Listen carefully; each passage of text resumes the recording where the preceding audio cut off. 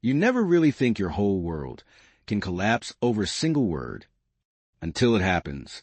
My name is Jake, and for 10 years, I thought I had a marriage worth fighting for. I thought my wife, Natalie, and I had built something solid, something real. If you had asked me back then, I would have said I was lucky, but I couldn't have been more wrong.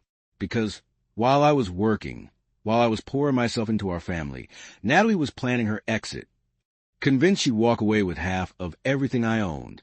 What she didn't know was that I was already 3 steps ahead. But let me back up. It wasn't always like this. When Natalie and I first got together, she was sweet, attentive. She made me feel like I was the only man in the world. I thought she was proud to stand by me. But slowly, piece by piece, that changed. She started comparing me to other men co-workers, friends, even strangers. Why can't you be more ambitious like James? Kevin takes his wife on vacations, must be nice. Frank fixes everything around the house. You should learn from him. No matter what I did, it was never enough. If I worked late, I didn't make enough money. If I came home early, I wasn't driven. Buy her gifts? Wasteful. Don't buy them? Neglectful. I couldn't win. And trust me, I tried. The only reason I stayed as long as I did was our daughter. I didn't want her to grow up in a broken home. So I endured. I swallowed my pride.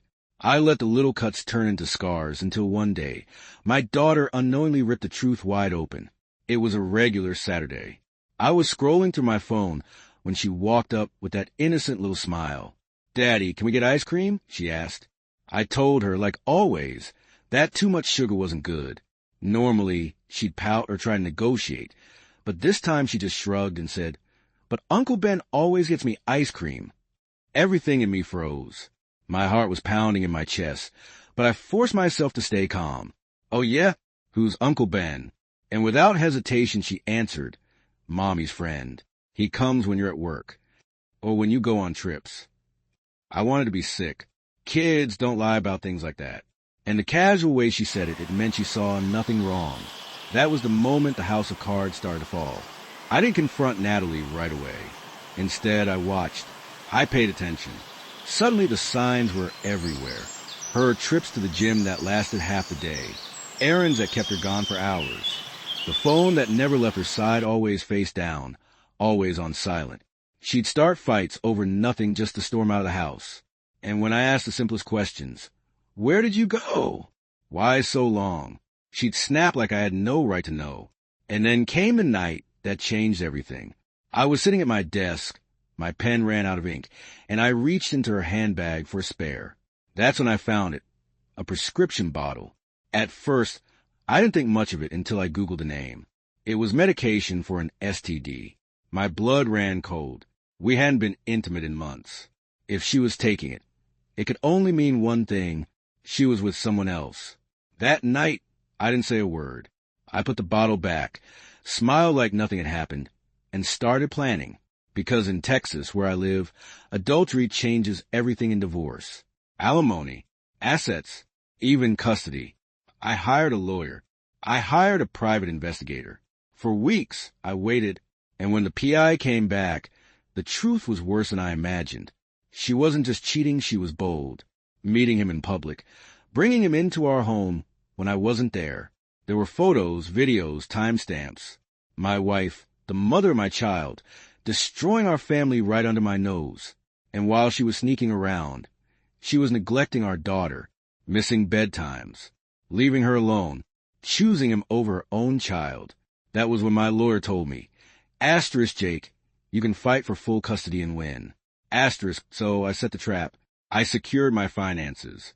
I transferred assets into inheritance accounts under my daughter's name untouchable. What Natalie thought she could bleed me dry was already gone, legally protected. And then one night, after another one of her pointless arguments, Natalie finally spat out the words she'd been building toward. I want a divorce. She expected me to beg, to panic, to fight for her. Instead, I just smiled and said, "Okay." That one word shattered her confidence.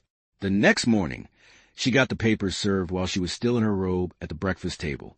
She thought she was walking away with everything. She had no idea she was walking away with nothing. In court, it all came crashing down. The PI's evidence, The photos, the medication, the lies, the neglect. The judge didn't hesitate. No alimony, no assets. And custody? Full custody went to me. Natalie was reduced to a visitor in her own child's life. I won't lie, there was a time I would have taken her back. But now I see her clearly. She wasn't sorry for what she did. She was sorry she got caught. Sorry that the life she thought she'd steal slipped through her fingers. Today, I'm free mentally, emotionally, financially. My focus is on my daughter, on giving her a life where she doesn't have to grow up around lies, manipulation, and betrayal. If there's anything I've learned, it's this. Never ignore the signs. Protect yourself, your heart, and your future. And remember, some people only realize your worth when they can't use you anymore. So we think, did I handle it the right way? What would you have done if you were in my shoes? Let me know in the comments. Because in the end, she thought she was playing me. Turns out, she was only playing herself.